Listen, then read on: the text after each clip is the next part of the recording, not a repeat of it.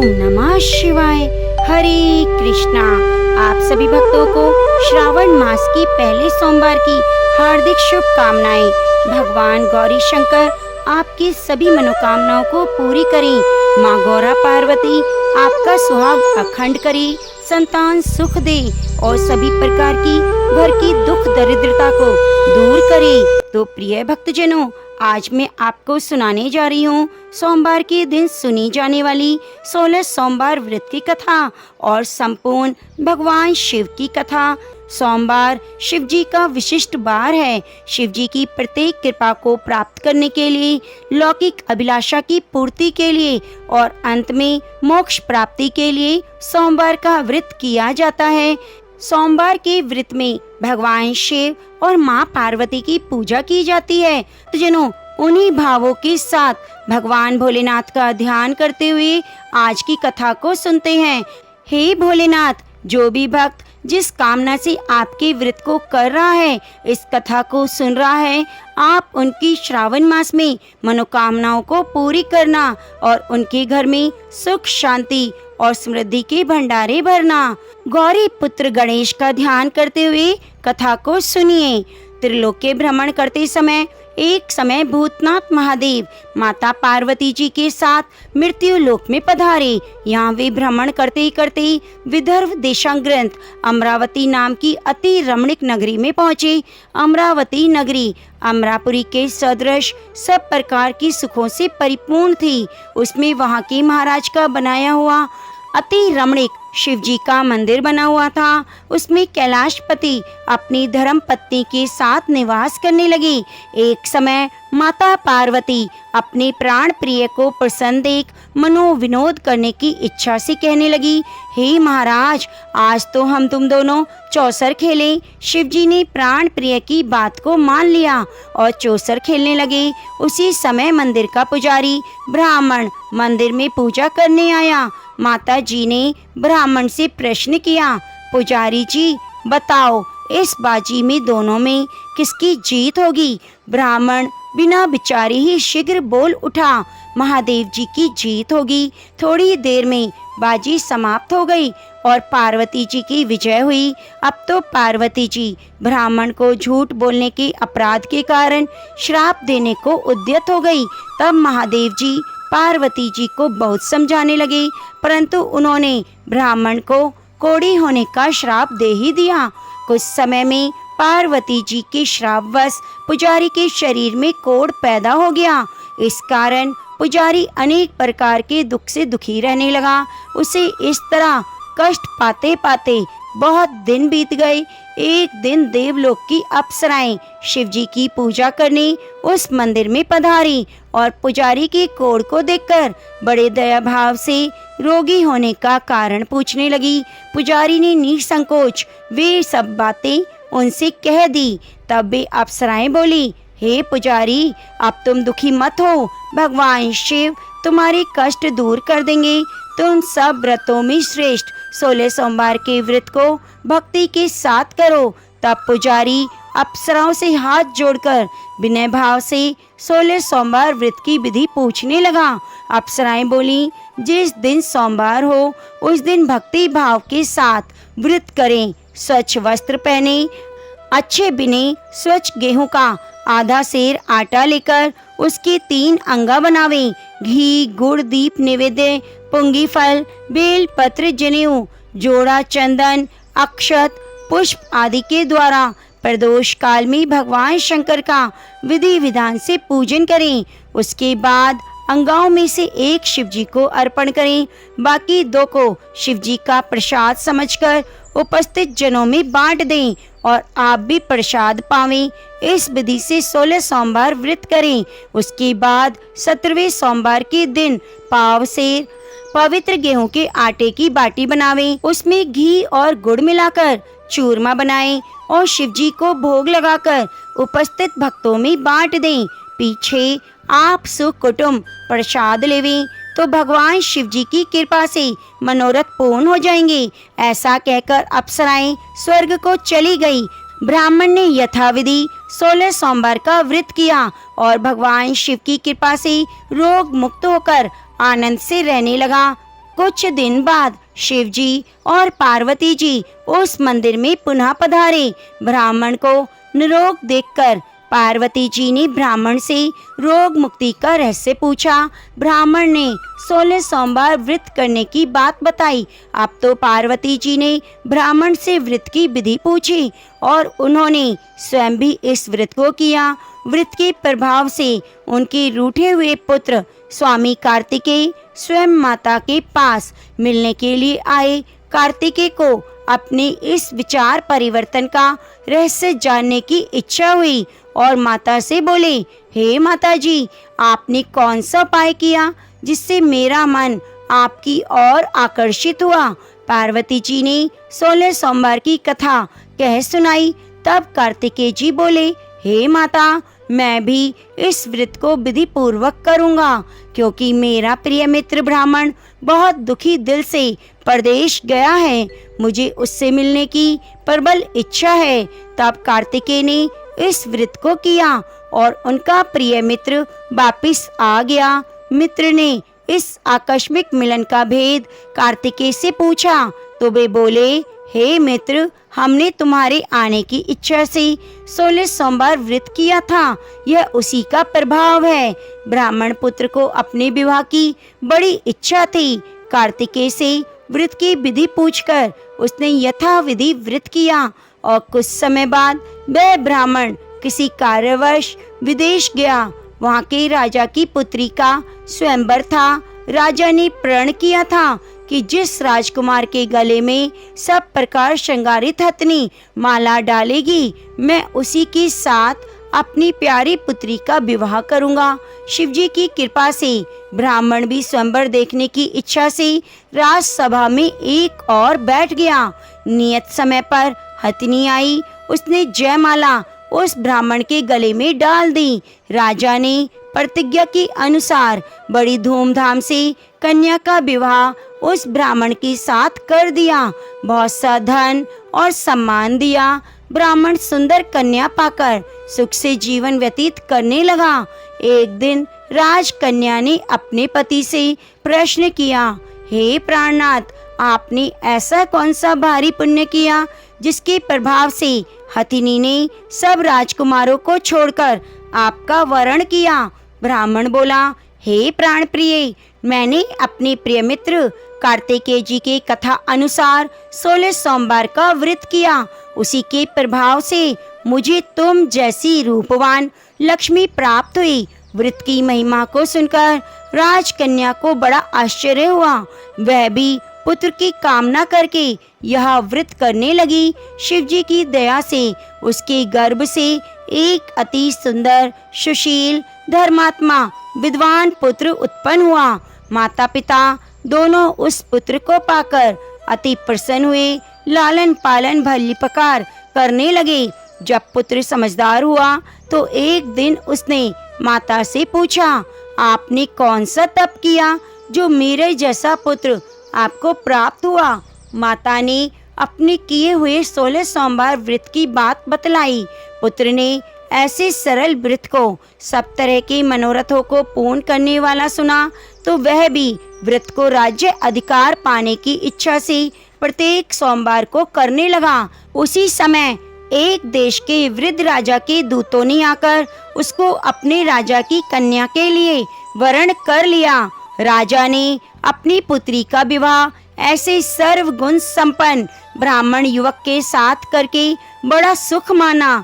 वृद्ध राजा के देवलोक जाने पर वह ब्राह्मण गद्दी पर बिठाया गया, क्योंकि दिवंगत राजा के कोई पुत्र नहीं था। राजा बनने के बाद भी वह ब्राह्मण अपने 16 सोमवार का व्रत करता रहा। जब 17वां सोमवार आया तो राजा ने अपनी प्रियतमा से सब पूजन सामग्री लेकर शिवालय में चलने के लिए कहा, परंतु राजकन्या ने उसकी परवाह नहीं की। दास दासियों द्वारा सब सामग्री शिवालय में भिजवा दी और आप नहीं गई। जब राजा ने शिवजी का पूजन समाप्त किया तब आकाशवाणी राजा के प्रति हुई। राजा ने सुना, हे राजा, अपनी इस रानी को राजमहल से निकाल दो, नहीं तो तुम्हारा सर्वनाश कर देगी। आकाशवाणी सुनकर राजा के आश्चर्य का ठिकाना नहीं रहा। राजा तत्काल ही मंत्रणा कक्ष में आया। अपने सभासदों को बुलाकर पूछने लगा, हे मंत्रियों, मुझे आज शिवजी की आकाशवाणी हुई कि राजा, तू अपनी इस रानी को निकाल दे, नहीं तो तेरा सर्वनाश कर देगी। मंत्री आदि सभी बड़े विस्मय और दुख में डूब गए। उन्होंने सोचा, ब्राह्मण को जिस कन्या के कारण राज्य मिला है, यह उसे ही निकालने का जाल रच रहा है। अंत में राजा ने रानी को अपने यहाँ से निकाल दिया। रानी दुखी हृदय भाग्य को कोसती हुई महल से चल पड़ी। बिना चप्पल, फटे वस्त्र पहने, भूख से दुखी धीरे धीरे चलकर दूसरे नगर में पहुंची। वहां एक बुढ़िया सूत काटकर बेचने जा रही थी। रानी की करुण दशा देखकर बुढ़िया बोली, चल तू मेरे साथ सूत बिकवा दे, मैं वृद्धा हूँ, भाव करना नहीं जानती।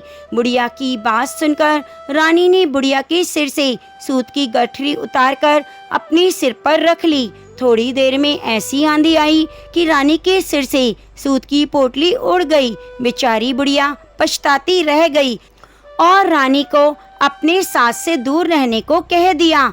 अब रानी एक तेली के घर गई तो तेली के सब मटके शिवजी के प्रकोप के कारण उसी समय चटक गए।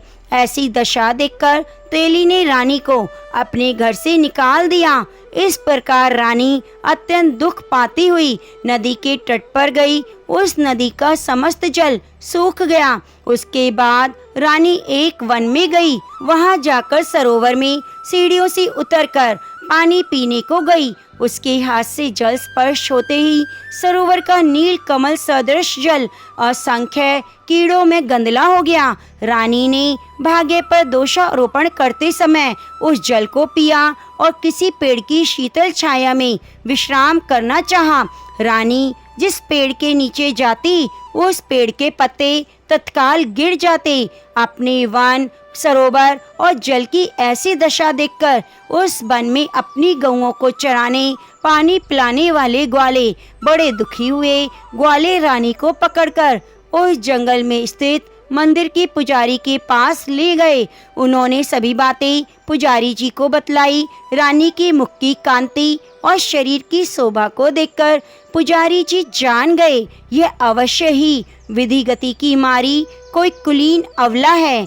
ऐसा सोचकर पुजारी जी ने रानी से कहा, पुत्री, मैं तुमको पुत्री के समान रखूंगा, तुम मेरे आश्रम में रहो।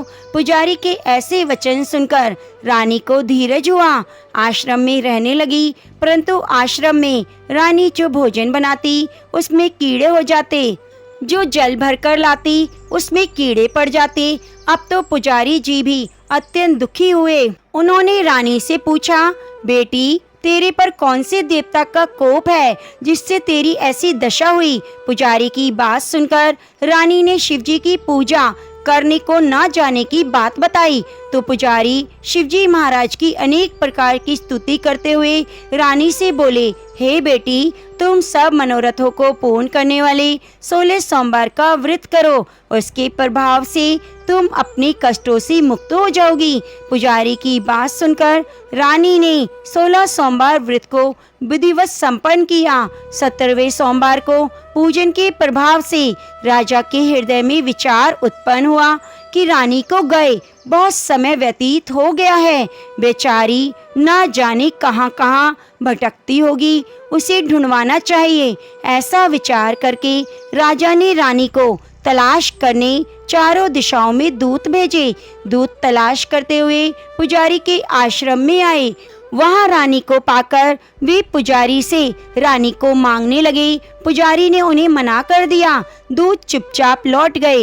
राजा के पास आकर रानी का हाल बताया। रानी का पता पाकर राजा स्वयं पुजारी के आश्रम में गए और पुजारी से प्रार्थना करने लगे, महाराज, जो बाई जी आपके आश्रम में है वह मेरी पत्नी है। शिवजी के प्रकोप से मैंने उसको त्याग दिया था।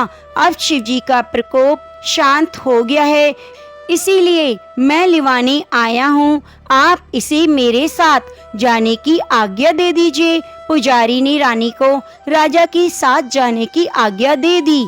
रानी प्रसन्न होकर राजा के साथ महल में गई। नगर में अनेक प्रकार के बधावे बजने लगे। नगर निवासियों ने नगर के दरवाजे पर तोरण बांधे। बंदरवारों से विविध विधि विधान से नगर सजाया। घर में मंगल गान होने लगे। पंडितों ने विविध वेद मंत्रों का उच्चारण करके अपने राजा रानी का स्वागत किया। शिवजी की कृपा से बड़ी धूमधाम से रानी ने पुनः अपनी राजधानी में प्रवेश किया। महाराज ने ब्राह्मणों को दान आदि देकर संतुष्ट किया और याचकों को भरपूर धन धान्य दिया। नगर में स्थान स्थान पर सदा व्रत खुलवाए जहाँ भूखों को खाना मिलता था। इस प्रकार राजा शिवजी का कृपा पात्र हो राजधानी में रानी के साथ अनेक प्रकार के सुखों का भोग करते हुए आनंद से जीवन व्यतीत करने लगा। अब तो राजा और रानी प्रत्येक सोमवार को यह व्रत करने लगे। लोक में अनेक सुखों को भोगने के बाद शिवपुरी को प्राप्त हुए। ऐसे जो मनुष्य मनसा वाचा कर्मणा भक्ति सहित 16 सोमवार का व्रत और भगवान शिव का पूजन विधिवत करता है, वह इस लोक में सभी सुखों को भोगकर अंत में शिवपुरी को प्राप्त होता है। यह व्रत सब मनोरथों को पूर्ण करने वाला है। तो प्रेम से बोलिए गौरी शंकर भगवान की जय। प्रिय भक्तजनों, अब आइए सुनते हैं सोमवार व्रत का पूर्ण फल प्राप्त करने के लिए सोमवार व्रत की बड़ी ही पवित्र कथा। आप कथा के अंत तक जरूर बने रहिएगा, जिससे आपको संपूर्ण पुण्य फल की प्राप्ति हो। एक बहुत धनवान साहूकार था। उसके घर में धन आदि किसी प्रकार की कोई कमी नहीं थी। उसको एक ही दुख था कि उसके कोई पुत्र नहीं था। वह इसी चिंता में रात दिन दुखी रहता। वह पुत्र की प्राप्ति हेतु प्रत्येक सोमवार को सोमेश्वर व्रत, चंद्रदेव और शिव जी का पूजन किया करता। वह प्रतिदिन शिव मंदिर में जाकर शिव जी की पूजा किया करता। सुबह शिवलिंग पर जल चढ़ाता, सायंकाल मंदिर में दीपक जलाया करता। उसके भक्ति भाव को देखकर एक समय श्री पार्वती जी ने भगवान शिव जी से कहा, हे महाराज, यह साहूकार आपका अत्यंत भक्त है और सदैव आपका व्रत और पूजन बड़ी श्रद्धा से करता है। आपको इसकी मनोकामना पूर्ण करनी चाहिए। शिव जी ने कहा, हे पार्वती, यह संसार कर्म क्षेत्र है। जैसे किसान खेत में बीज बोता है वैसा ही फल काटता है, उसी तरह इस संसार में जो जैसा कर्म करता है वैसा ही फल भोगता है। पार्वती जी ने अत्यंत आग्रह से कहा, महाराज, जब ये आपका ऐसा भक्त है और यदि इसको किसी प्रकार का कोई दुख है तो अवश्य दूर करना चाहिए, क्योंकि आप सदैव अपने भक्तों पर दयालु हैं, उनके दुखों को दूर करते हैं। यदि आप ऐसा ना करेंगे तो मनुष्य क्यों आपकी सेवा पूजा करेंगे। पार्वती जी का ऐसा आग्रह देख शिवजी महाराज कहने लगे, हे पार्वती, इसके कोई पुत्र नहीं। इस चिंता से यह अति दुखी रहता है। इसके भाग्य में पुत्र ना होने पर भी मैं इसको पुत्र प्राप्ति का वर देता हूँ, किंतु वह पुत्र केवल 12 वर्ष तक जीवित रहेगा। इसके बाद वह मृत्यु को प्राप्त हो जाएगा। इससे अधिक मैं इसके लिए और कुछ नहीं कर सकता। यह सब बातें साहूकार सुन रहा था। इससे उसको न प्रसन्नता हुई और ना ही कष्ट हुआ। वह पहले की जैसे ही शिवजी महाराज का व्रत और पूजन करता रहा। कुछ काल व्यतीत हो जाने पर साहूकार की स्त्री गर्भवती हुई। 10वें महीने में उसने एक अति सुंदर पुत्र की प्राप्ति की। साहूकार के घर में बहुत खुशियां मनाई गई, परंतु साहूकार ने उसकी केवल 12 वर्ष की आयु जान अधिक प्रसन्नता प्रकट नहीं की और किसी को भी भेद नहीं बताया। जब वह 11 वर्ष का हो गया तो बालक की माता ने उसके पिता से विवाह आदि के लिए कहा, परंतु साहूकार कहने लगा, मैं अभी इसका विवाह नहीं करूँगा और काशी जी पढ़ने के लिए भेजूँगा। फिर साहूकार ने अपने साले बालक के मामा को बुलाकर बहुत सा धन देकर कहा, तुम इस बालक को काशी जी पढ़ने ले जाओ। रास्ते में जिस स्थान पर भी जाना यज्ञ करते और ब्राह्मणों को भोजन कराते जाना। वे दोनों मामा भांजे सब जगह सब प्रकार का यज्ञ करते, ब्राह्मणों को भोजन कराते जा रहे थे। रास्ते में उनको एक शहर पड़ा। उस शहर के राजा की कन्या का विवाह था। दूसरे राजा का लड़का जो विवाह करने के लिए बारात लेकर आया वह एक आंख से काना था। उसके पिता को इस बात की बड़ी चिंता थी कि कहीं वर को देखकर कन्या के माता पिता विवाह में किसी प्रकार की अड़चन पैदा ना कर दें। इस कारण जब उसने अति सुंदर सेठ के लड़के को देखा तो मन में विचार किया, क्यों ना इस लड़के को वर के कपड़े पहनाकर घोड़ी पर चढ़ाकर ले जाएं। बड़ी सुंदरता से सभी कार्य हो गए। वर के पिता ने सोचा, यदि विवाह कार्य भी इसी लड़के से करा दिया जाए तो क्या बुराई है। ऐसा विचार कर राजा ने लड़के और उसके मामा से कहा, यदि आप फेरों और कन्यादान का काम भी करा दें तो आपकी बड़ी कृपा होगी, हम इसके बदले बहुत सा धन देंगे। उन्होंने भी स्वीकार कर लिया। विवाह का कार्य बहुत अच्छे से हो गया, परंतु जिस समय लड़का जाने लगा तो उसने राजकुमारी की चुनरी के पल्ले पर लिख दिया कि तेरा विवाह तो मेरे साथ हुआ है, परंतु जिस राजकुमार के साथ तुमको भेजेंगे वह एक आंख से काना है। मैं तो काशी जी पढ़ने जा रहा हूँ। उस राजकुमारी ने जब चुनरी पर ऐसा लिखा हुआ पाया तो उसने राजकुमार के साथ जाने से मना कर दिया और कहा, यह मेरा पति नहीं, मेरा विवाह इसके साथ नहीं हुआ। जिसके साथ मेरा विवाह हुआ है वह तो काशी जी पढ़ने गया है। राजकुमारी के माता पिता ने अपनी कन्या को विदा नहीं किया और बारात वापस चली गई। उधर वह सेठ का लड़का और उसका मामा काशी जी पहुंच गए। वहां जाकर उन्होंने यज्ञ करना, लड़के ने पढ़ना शुरू कर दिया। जब लड़के की आयु 12 वर्ष की हो गई, उस दिन भी उन्होंने यज्ञ रचा रखा था। लड़के ने अपने मामा जी से कहा, मामा जी आज तो मेरी तबीयत ठीक नहीं। मामा ने कहा, अंदर जाकर सो जाओ। लड़का अंदर जाकर सो गया। थोड़ी देर में उसके प्राण निकल गए। उसके बाद मामा ने अंदर आकर देखा तो वह मुर्दा पड़ा है। उसे बहुत दुख हुआ। उसने सोचा, अभी रोना पीटना मचा दूंगा तो यज्ञ का कार्य अधूरा रह जाएगा। इसलिए उसने जल्दी से यज्ञ का कार्य समाप्त कर ब्राह्मणों के जाने के बाद रोना पीटना आरंभ कर दिया। संयोगवश उसी समय शिवजी और पार्वती जी उधर से जा रहे थे। तब उन्होंने जोर जोर से रोने पीटने की आवाज़ सुनी तो पार्वती जी कहने लगी, महाराज कोई दुखिया रो रहा है, इसके कष्ट दूर करो। तब शिवजी बोले, इसकी आयु इतनी थी सो भोग चुका। पार्वती जी ने कहा, महाराज कृपया करके बालक की आयु दो, नहीं तो इसके माता पिता तड़प तड़प कर मर जाएंगे। पार्वती जी के इस प्रकार बार बार आग्रह करने पर शिवजी ने उसको वरदान दिया और शिवजी महाराज की कृपा से लड़का जीवित हो गया। शिव पार्वती कैलाश चले गए। कुछ दिन बाद लड़का और मामा उसी प्रकार यज्ञ करते हुए अपने घर की ओर चल पड़े। रास्ते में उसी शहर में आए जहाँ विवाह हुआ था। वहाँ आकर उन्होंने यज्ञ किया। लड़के का ससुर यज्ञ में आया और लड़के को पहचान लिया। अपने महल में ले जाकर बड़ी खातिर की। कुछ दिनों बाद बहुत से दास दासियों के साथ आदर पूर्वक लड़की और जमाई को विदा कर दिया। जब वह अपने शहर के निकट आए तो मामा ने कहा, मैं पहले तुम्हारे घर जाकर सबको खबर कर आता हूँ। उस समय लड़के के माता पिता अपने घर की छत पर बैठे हुए थे।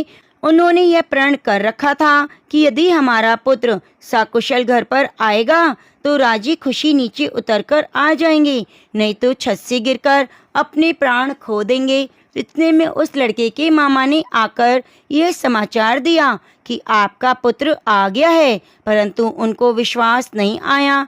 तब उसके मामा ने शपथ पूर्वक कहा कि आपका पुत्र अपनी स्त्री के साथ बहुत सारा धन लेकर आया हुआ है। तो सेठ ने आनंद के साथ उसका स्वागत किया और बड़ी प्रसन्नता के साथ रहने लगे। इसी प्रकार जो कोई भी सोमवार के व्रत को विधि विधान से करता है, कथा को पढ़ता है, सुनता है, उसकी सभी दुख दूर होकर मनोकामनाओं की पूर्ति होती है।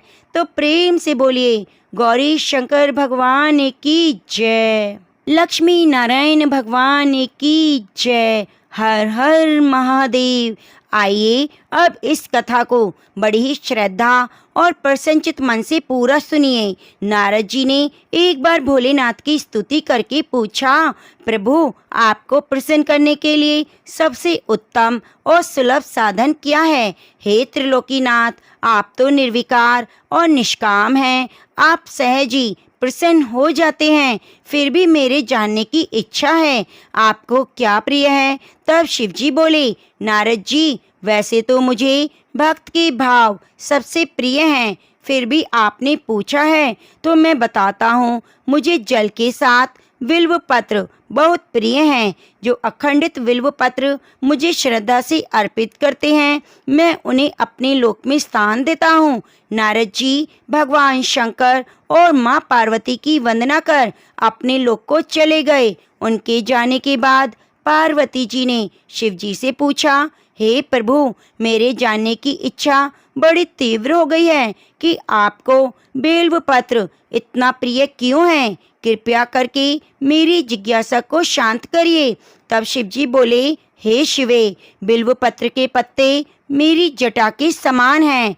त्रिपत्र यानी 3 पत्ते ऋग्वेद, यजुर्वेद, सामवेद हैं। शाखाएं समस्त शास्त्र का स्वरूप हैं। बिल्व वृक्ष को आप पृथ्वी का कल्प वृक्ष समझे, जो ब्रह्मा विष्णु शिव स्वरूप हैं। हे पार्वती, स्वयं महालक्ष्मी ने शैल पर्वत पर बिल्वम रूप में जन्म लिया। इस कारण भी बेल का वृक्ष मेरे लिए अति प्रिय है। महालक्ष्मी ने बिल्व का रूप धरा। यह सुनकर पार्वती जी कौतूहल में पड़ गई। पार्वती जी कौतूहल में उपजी जिज्ञासा को रोक नहीं पाई। उन्होंने पूछा, देवी लक्ष्मी ने आखिर बिल्व वृक्ष का रूप क्यों लिया? आप यह कथा विस्तार से कहिए। भोलेनाथ ने देवी पार्वती को कथा सुनाना शुरू किया। देवी, सतयुग में ज्योति रूप में मेरे अंश का रामेश्वरम लिंग था। आदि देवों ने विधिवत पूजा अर्चना की। इसका परिणाम यह हुआ कि मेरे अनुग्रह से वाणी देवी सबकी प्रिय हो गई। मैं भगवान विष्णु को बहुत ही प्रिय हुई। मेरे प्रभाव से भगवान केशव के मन में बाघ देवी के लिए जितनी प्रीति उपजी, वे स्वयं महालक्ष्मी को नहीं भाई। देवी लक्ष्मी का श्री हरि के प्रति मन में कुछ दुर्भाव पैदा हो गया। वह चिंतित और रुष्ट होकर चुपचाप परम उत्तम श्री पर्वत पर चली गई। वहाँ उन्होंने तप करने का निर्णय किया। उत्तम स्थान का चयन करने लगी। महालक्ष्मी ने उत्तम स्थान का निश्चय करके मेरे लिंग विग्रह की उग्र तपस्या प्रारंभ की। उनकी तपस्या कठोरतम होती जा रही थी। हे परमेश्वरी, कुछ समय बाद महालक्ष्मी जी ने मेरे लिंग विग्रह से थोड़ा धर्म में एक वृक्ष का रूप धारण कर लिया। अपने पत्तों और पुष्पों द्वारा निरंतर मेरा पूजन करने लगी। इस तरह महालक्ष्मी ने 1 करोड़ वर्ष तक घोर आराधना की। अंततः उन्हें मेरा अनुग्रह प्राप्त हुआ।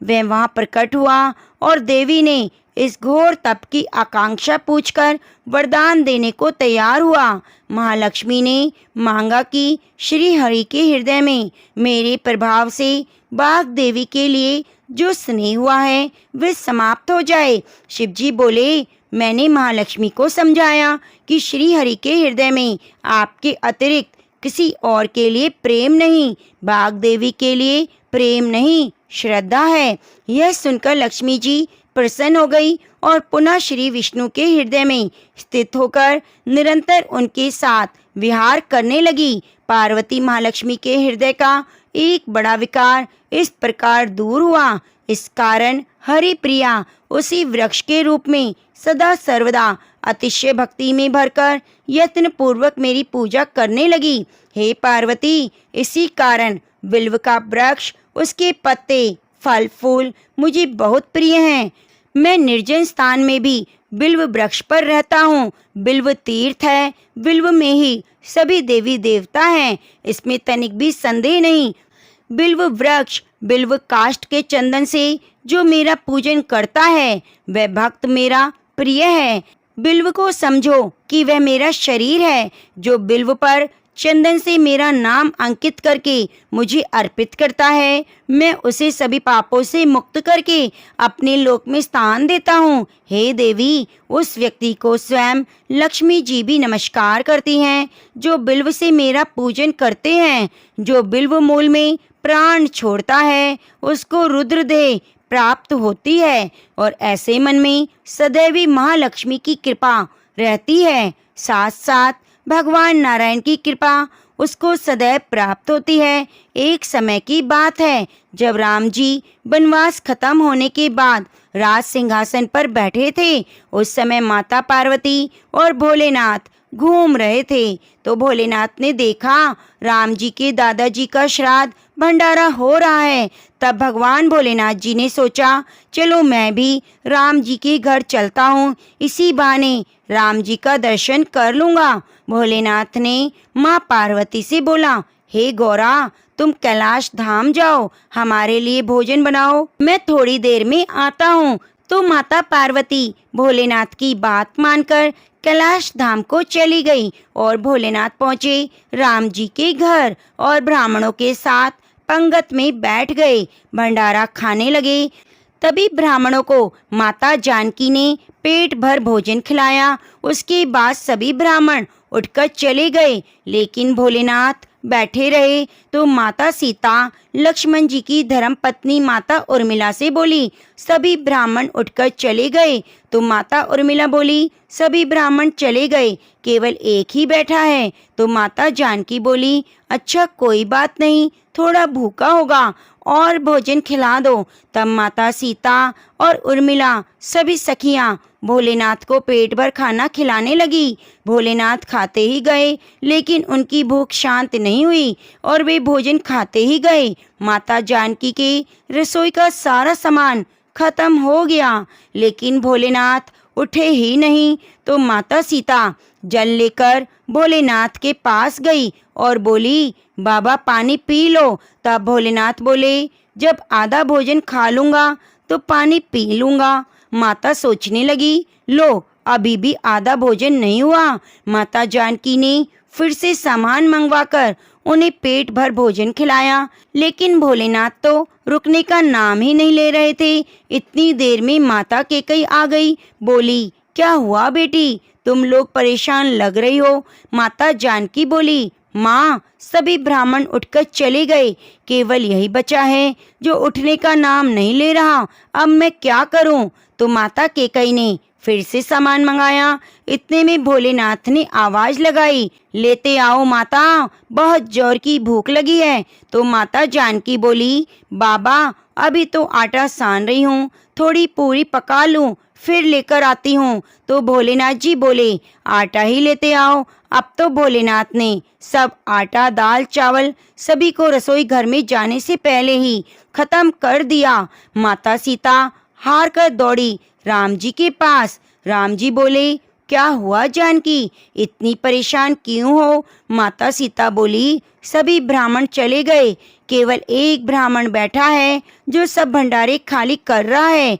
राशन मंगवा कर लाओ तो रसोई में जाने से पहले ही बोरियों को खत्म कर देता है। तो राम जी बोले, चलो मैं देखता हूँ कौन है। राम जी गए तो देखते ही पहचान गए, यह तो मेरे भोलेनाथ हैं। राम जी ने मन ही मन भोलेनाथ को प्रणाम किया और बोला, जानकी, इनको कोई नहीं खिला सकता, इनको तो अन्नपूर्णा ही खिला सकती है। और राम जी ने मन ही मन माँ पार्वती को बुलाया।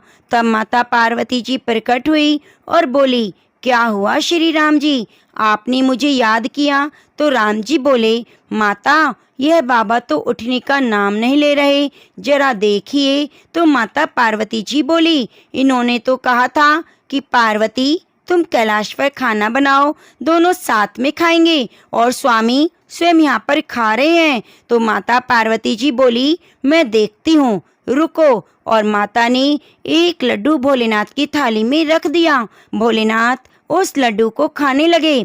अब तो भोलेनाथ खाते गए, लेकिन लड्डू खत्म नहीं हो रहा था। भोलेनाथ ने सोचा, यह लड्डू खत्म क्यों नहीं हो रहा?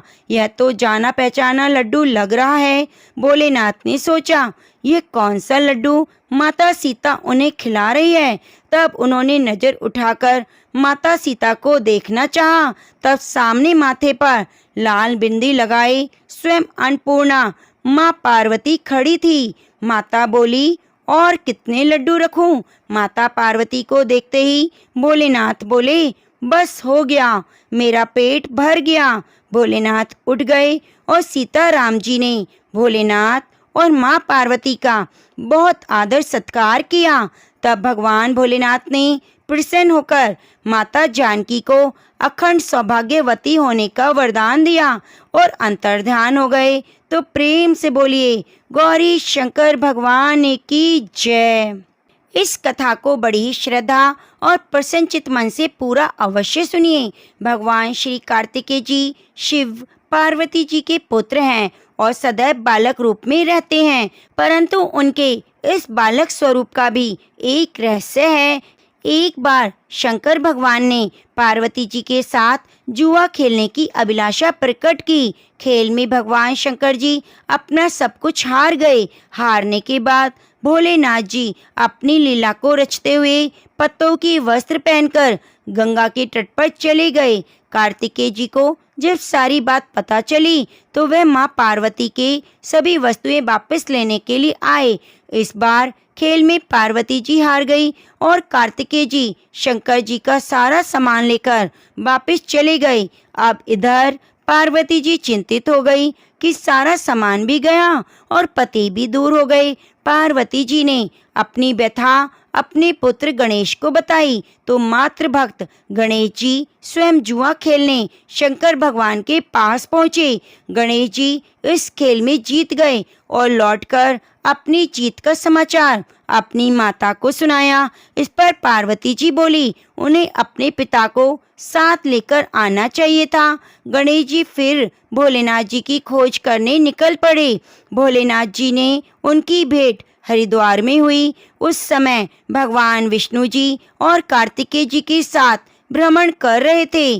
पार्वती जी से नाराज भोलेनाथ ने लौटने से मना कर दिया।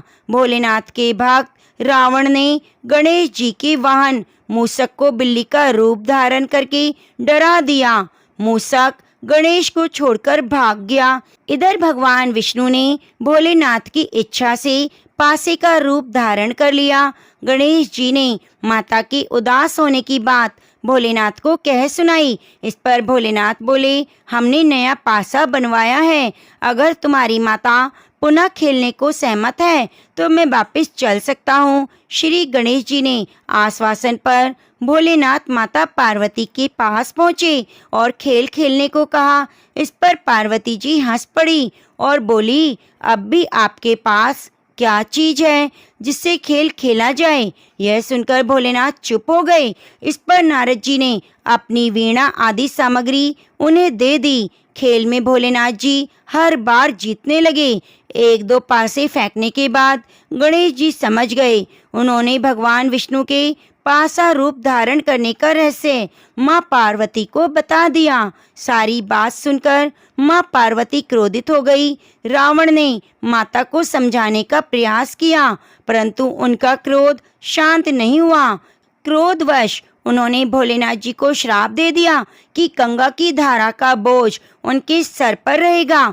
नारद जी को कभी एक स्थान पर न टिकने का अभिशाप मिला। भगवान विष्णु को श्राप दिया कि यही रावण तुम्हारा शत्रु होगा, और रावण को श्राप दिया कि विष्णु ही तुम्हारा विनाश करेंगे। कार्तिकेय जी को भी माता पार्वती ने कभी जबान ना होने का श्राप दिया। इस पर सर्वजन चिंतित हो उठे।